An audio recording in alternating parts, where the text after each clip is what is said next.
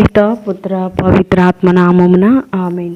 ప్రియ స్నేహితులారా, మీ అందరికీ దేవుని యొక్క ఆశీస్సులను తెలియజేస్తూ ఏప్రిల్ 14వ తారీఖు పాస్కా 3వ ఆదివార సందేశానికి మిమ్మల్ని అందరినీ కూడా ప్రేమతో ఆహ్వానిస్తూ ఉన్నాను. అపోస్తుల కార్యములు 3వ అధ్యాయము 13వ వచనం నుండి 15వ వచనం వరకు మరియు 17వ వచనం నుండి 19వ వచనం వరకు. రెండవ పట్టణము పునీత యోహాను రాసిన మొదటి లేఖ 2వ అధ్యాయం 1వ వచనం నుండి 5వ వచనం వరకు. సువార్త పట్టణం లూకా సువార్త 24వ అధ్యాయం 35వ వచనం నుండి 49వ వచనం వరకు చదువుకుని ధ్యానించుదాం. అప్పుడు వారు కూడా మార్గమధ్యమున జరిగిన సంఘటనలను వివరించి ఆయన రొట్టెను విరిచినప్పుడు వారు ఎట్లు గుర్తించినది తెలిపిరి. వారు అట్లా ముచ్చటించుకొనుచుండగానే యేసు వారి మధ్య నిలిచి, మీకు శాంతి కలుగునుగాక అనెను. వారు భయభ్రాంతులై భూతమును చూచినట్లు భావించిరి. అప్పుడు యేసు వారితో ఇట్లు పలికెను, మీరు ఎందులకు కలవరపడుచున్నారు? మరి యొక్క సువార్తను కంటిన్యూగా చదువుకున్నట్లయితే, ప్రియ స్నేహితులారా, మరి ఈనాడు ప్రభు మనతో మాట్లాడుతున్నటువంటి విషయం ఏమిటనగా, ఉత్థాన క్రీస్తుకు సాక్షులం అవ్వాలి అనే అంశంపై ధ్యానించుదాం. మనము క్రీస్తుకు సాక్షులుగా ఉండాలి అనే మన బాధ్యతను గురించి నేడు క్రీస్తు గుర్తుకు చేసుకుంటూ ఉన్నాం. నేటి మూడు పట్టణాల సారాంశం క్రీస్తుకు సాక్షులుగా జీవించడం. ఉత్థాన ప్రభువు శిష్యులకు అనేక మార్లు కనిపించి వారిలోనున్న భయాన్ని, అనుమానాలను తొలగించి వారితో అన్నిటికీ మీరే సాక్షులు అని పలికారు. అలాగే పేతురు దేవాలయంలో ప్రసంగం చేస్తూ ఉత్థాన క్రీస్తుకు పేతురు సాక్ష్యం ఇస్తూ ఉన్నాడు. దేవుడు ఆయనను మృతుల నుండి లేపెను, మేము దీనికి సాక్షులం. అపోస్తల కార్యములు 3వ అధ్యాయం 15వ వచనం. మనం పొందిన యేసుక్రీస్తు ఉత్థాన అనుభవమును ఇతరులతో పంచుకోవాలి, ఇతరులకు సాక్షులుగా జీవించాలి. ఎమ్మావు మార్గంలో శిష్యులు యేసును దర్శించిన విధముగా నీవు ఉత్థాన క్రీస్తును కలుసుకుంటున్నావా, దర్శించావా? యేసు తన శిష్యులతో క్రీస్తు కష్టంలో అనుభవించుననియు 3వ రోజు మృతులలో నుండి లేచుననియు యెరూషలేము మొదలుకొని సకల జాతులకు ఆయన పేరిట హృదయ పరివర్తనము, పాపక్షమాపణం ప్రకటింపబడిననియు వ్రాయబడి ఉన్నది. వీనికి అన్నిటికీ మీరే సాక్షులు అని చెప్పారు. ఇదే విషయాన్ని పునీత పేతురు గారు నేటి మొదటి పట్టణంలో చెప్పుచున్నారు. మేము దీనికి సాక్షులముగా మనం ఈ లోకానికి ఏమి తెలియచేయాలి? దేని గురించి మనం సాక్ష్యం ఇవ్వాలి? ఉత్థాన క్రీస్తుకు సాక్ష్యం ఇవ్వాలి. హృదయ పరివర్తన, పాపక్షమాపణ గురించి సాక్ష్యం ఇవ్వాలి.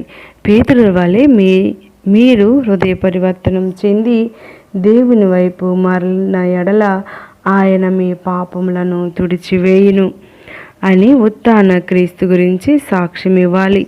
పాపముల నుండి హృదయ పరివర్తన చెందాలి అని కోరుకోవాలి. మన పాపాల క్షమాపణ కొరకే క్రీస్తు మరణించాడు.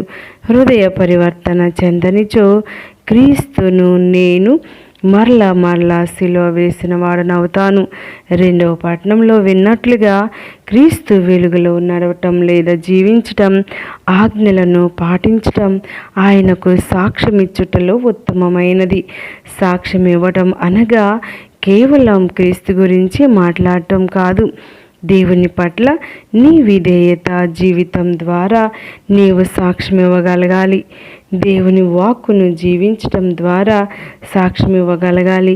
ఎమ్మావు మార్గంలో 2 శిష్యులు యేసు గురించి తర్కించుకొనిచుండగానే ఉత్థాన క్రీస్తు వారికి కనిపించారు. వారి వెంట నడిచారు, వారితో రొట్టెలు భుజించారు. అలాగే మన సాక్ష్యంలో స్వయముగా యేసు ప్రభువే మనకు తోడుగా ఉంటారు. మనం ఏమి మాట్లాడాలో తెలియచేస్తారు. మనకు ధైర్యంనిస్తారు. కనుక మనం దిక్కుతోచని స్థితిలో ఉన్నప్పుడు అందరూ మనలను వదిలివేశారు అనుకున్నప్పుడు అక్కడ ప్రభు మనతో ఉంటారు. సువార్తనేతరులతో ప్రకటించు ప్రతి సందర్భంలో యేసు భగవానుడు మనతో ఉంటాడు. తరతరాలుగా ఈ సాక్ష్యం వల్లనే మనం విశ్వాసాన్ని పొందుతున్నాం.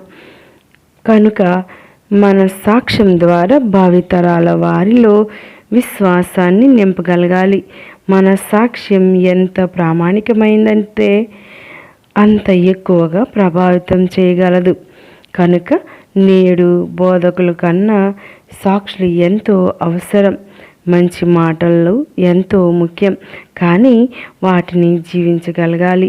నేటి సామాజిక మాధ్యమాల ద్వారా ఎన్నో మంచి వాక్యాలు, సూక్తులను పొందుతూ ఉన్నాం. వాటిని శ్రద్ధతో విని విశ్వాసాన్ని బలపరుచుకుందాం. ప్రభువు శిష్యుల ఒకరిని పేరు పెట్టు పిలుచుకున్నారు. ఆ 3 సంవత్సరాల బహిరంగ జీవితంలో అనేక విషయాలు వారికి బోధించారు. మోషే ధర్మశాస్త్రంలోనూ, ప్రవక్తల గ్రంథములలోనూ, కీర్తనల గ్రంథంలోనూ తను గూర్చిన విషయాలన్నీ వారికి తెలియపరిచారు. అయితే ఆయన జీవించి ఉన్నప్పుడు వారు ఈ విషయాలను గ్రహించలేకపోయారు. ఉత్థానుడైన తరువాత ప్రభువు తను జీవించి ఉన్నప్పుడు వారికి చెప్పిన విషయాలన్నీ ఇప్పుడు నెరవేరాయని స్వయంగా వారికి కనిపించి నిరూపించుకున్నారు. వారు వినినటువంటి ఈ సత్యాన్ని లోకమంతటికీ చాటి చెప్పమని పంపిస్తున్నారు. వారే కాదు, ఈ సత్యం గురించి తెలుసుకున్న ప్రతి ఒక్కరూ తెలియని వారితో పంచుకోవాలని ప్రభు కోరుచు ఉన్నారు. యేసు నామమున హృదయ పరివర్తన, పాపక్షమాపణ ప్రకటించబడాలి. ఈ సత్యమును గురించి ప్రతి ఒక్కరూ సాక్ష్యం ఇవ్వాలి. ప్రియమైన సహోదరుడ, సహోదరి, యేసు నామమున నీవు హృదయ పరివర్తన చెందావా? ప్రభు నామమున నీవు పాపక్షమాపణ పొందావా? అయితే సాక్ష్యమివ్వు. మన ద్వారా ఇంకా అనేక మంది ప్రభు నామంలో హృదయ పరివర్తన మరియు పాపక్షమాపణ పొందాలి. పంట మిక్కుటము, అందువలన పనివారుగా మన వంతు మనం చేయుటకు ప్రభువు మనకు మంచి హృదయము దయచేయునుగాక. సకల సర్వమునకు మూల కారణమైన ప్రభువు మనకు ఈనాడు ఈ లోకం ఒక వెర్రితనం అని తెలియచేస్తున్నాడు. ఏదైనా ఒక సంఘటన సత్యం కావాలి అంటే దానికి సాక్ష్యం ఇవ్వాలి. 2 వ్యక్తుల సాక్ష్యం సత్యమగునని ధర్మశాస్త్రం పలుకుచున్నది.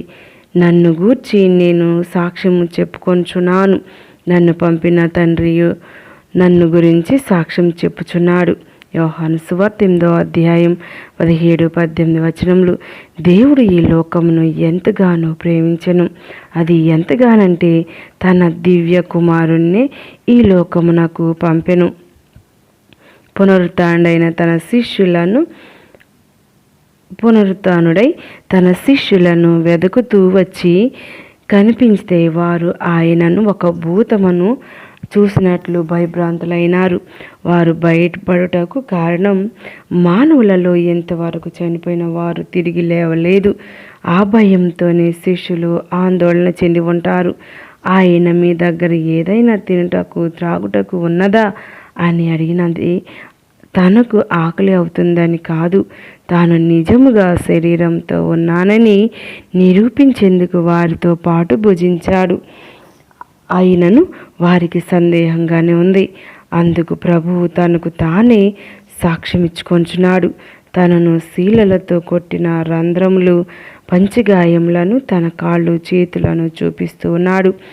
నేను ఆయననే, ఉండువాడను, ఉన్నవాడను అని వారు ఏ విధంగానైనా తనను గుర్తుపట్టుటకు తగినంతగా ఆయన వారిని ఆకట్టుకున్నారు. అదేవిధంగా మనతో ఉండుటకు, మనతో మాట్లాడటకు, మన భావాలను తానే స్వయంగా అర్థం చేసుకోవటానికి మానవునిగా మన మధ్య నివసించాడు. దానికి ప్రతిగా మన హృదయాలు తెరచి మన విశ్వాస పటిమను ప్రభువుకు చూపుదాం.